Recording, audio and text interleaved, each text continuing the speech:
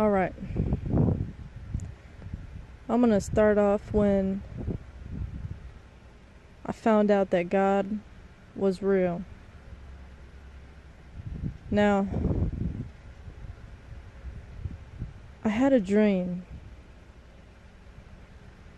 and in this dream, I was in a valley, and there was fire in this valley. And it was just so big. There were so many people in this valley. And I told myself, I need to get out of this valley. And people were burning alive. Well, I made it up out of this valley. And I remember standing by these trees. And I saw this woman coming towards me. And she had a dog with her. But I remember looking into her eyes, and I could see that she was just pure evil. I could just see it in her eyes, in her dog's eyes too. And she said, "What do you think you're doing?" And I saw this mountain from a distance, and I said, "I need to go there." And she said, "No, you belong down there with them." And all of a sudden I turned behind me, and this big fireball came out of the sky. And that was it for that dream. The very next day, I had another dream. I had woken up, but then I went back to sleep. And I had this dream that I was walking to this mountain, and I was so tired. And I was wearing this white clothing, and there was a lot of people with me. And I remember we get up on top of this mountain, and I was just so tired, and I started to point up into the sky, and I told everyone to just wait.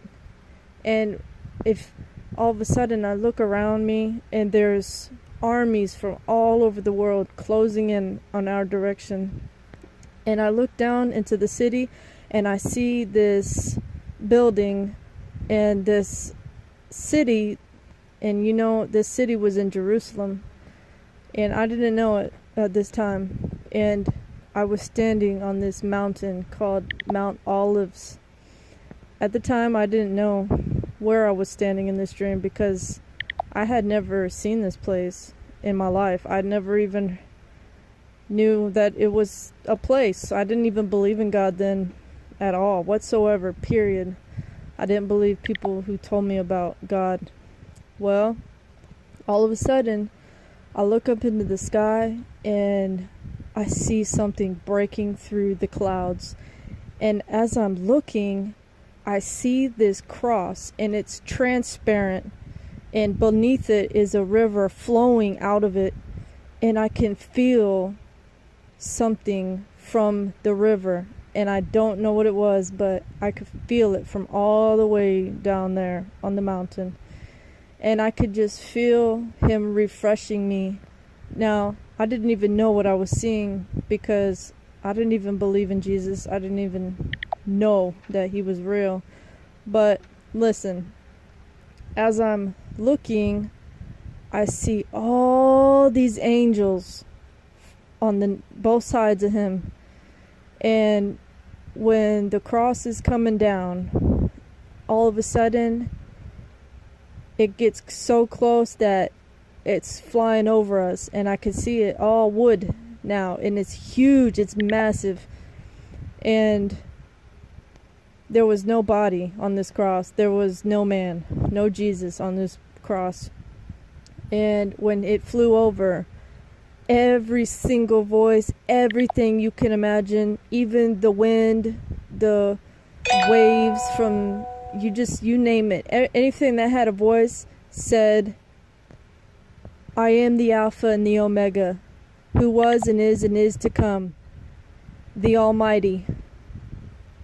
And all of a sudden it turned around, and it flew back into the clouds, and there was an earthquake happening. And as you can guess, I switched scenes in my dream. When you're dreaming, and all of a sudden, you're like in another spot in your dream. And so all of a sudden I'm standing and I'm looking and I see all these angels coming down.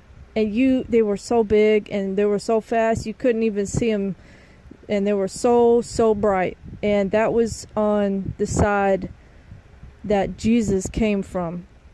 Now I look over to my left and I see these black, dark, rushing clouds. They're coming in fast, but what I see coming down from them are demons. And I saw them, and what I also saw was these people that were turned toward the dark area with the demons. They couldn't move. When they turned back, that was it. They couldn't move whatsoever. They were hooked on what they were seeing. But when I looked over to my right and I saw these angels coming down, all of a sudden I see this angel. I saw him. He let me see him. He hit this car and he pulled people out of this car. And when he let me see him, he was massive. He had a man's body, but he had like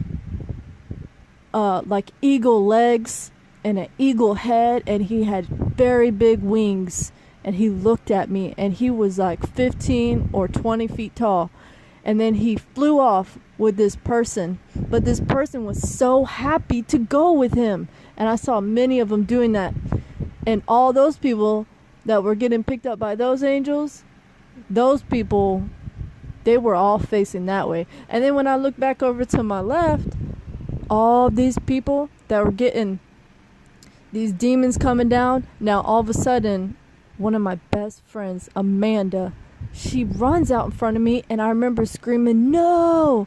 And she looked to that side. She looked to the dark side, and I just screamed no. Like, I knew what I was saying, but at this time I didn't know. I didn't understand. And all of a sudden she couldn't move. She was so still, and her eyes were gazed upon that darkness. She couldn't move. And I saw this demon. He flew down and he landed right in front of her, and I just saw him reach both hands deep into her body, like right through her chest, and he grabbed her spirit, and all of a sudden he possessed her. The reason I know he possessed her is because when this demon looked at me, she looked at me just the same as he was looking at me. And right then I knew that she was taken by the wicked. Now, this was my dream. I'm not saying that that's what's going to happen to her, but the Lord Jesus showed me this dream before I even believed in God.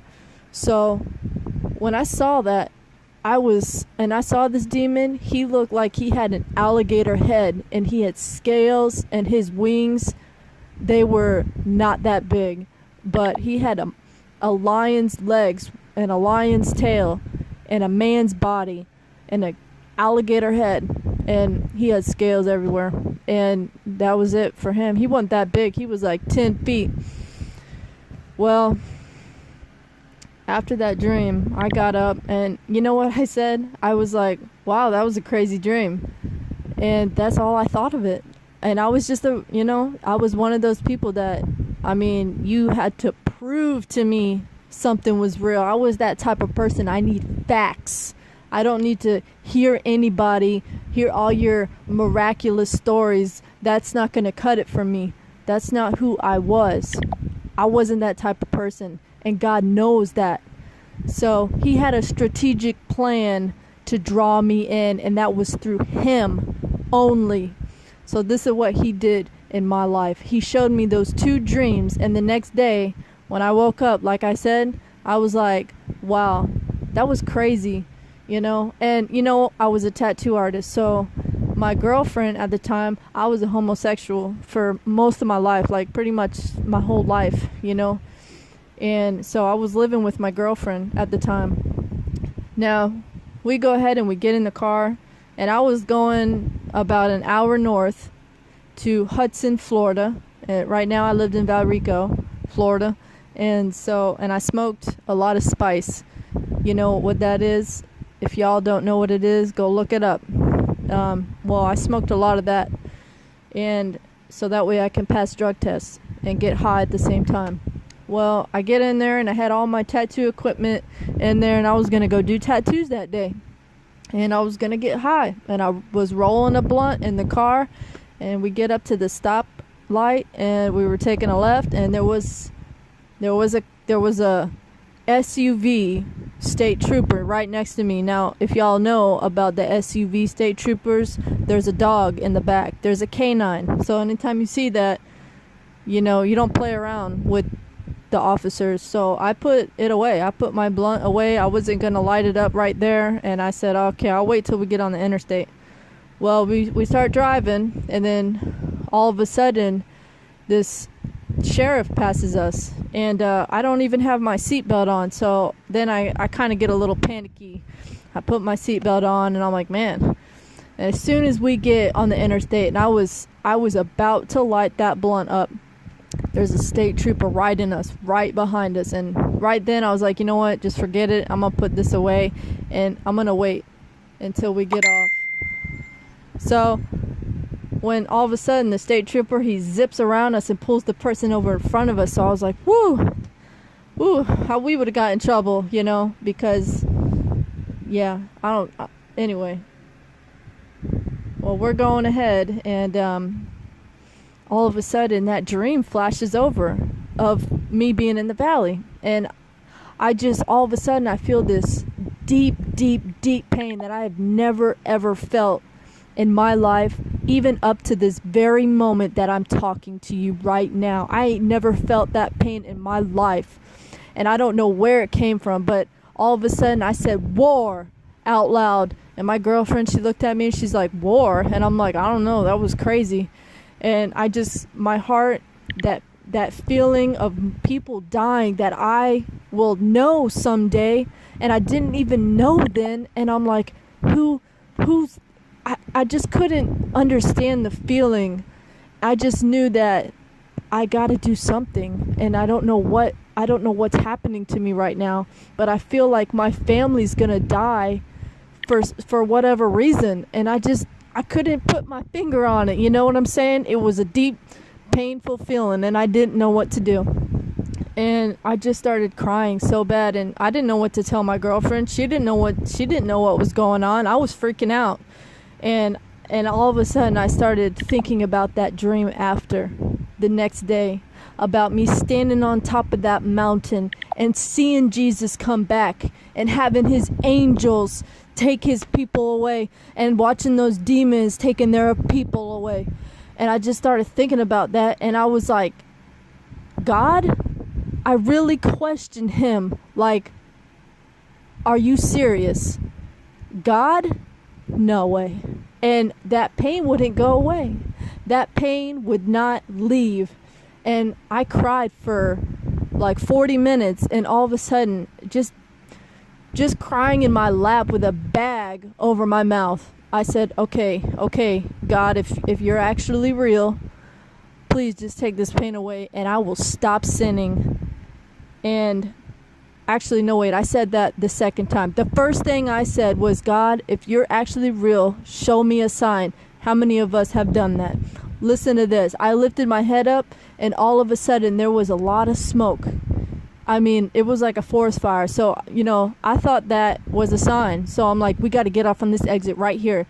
And sure enough, that was actually the exit we had to get off to go to our friend's house so I could do tattoos. That was the exit. But we started going into another direction towards the smoke. And when we got to the smoke, I noticed that this was a tamed fire. You know how those people in the woods, they do the tamed fire for whatever reason, I don't know, but people do that.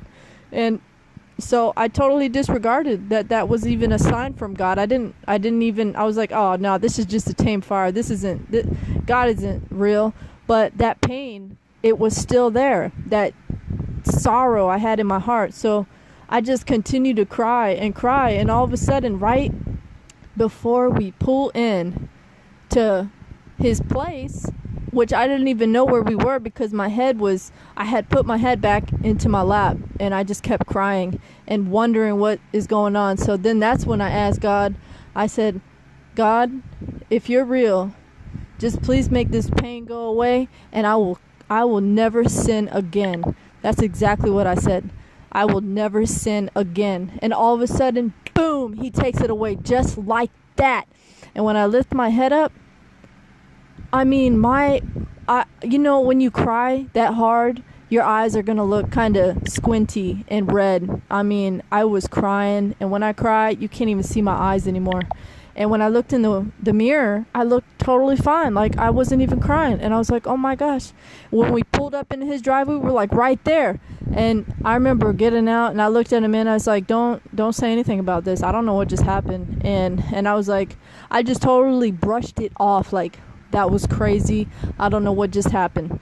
So we go inside, and I'm setting up all the tattoo equipment, and then one of my friends, she comes in. Now, she smokes spice too, but you see, they live way out in Hudson in the woods.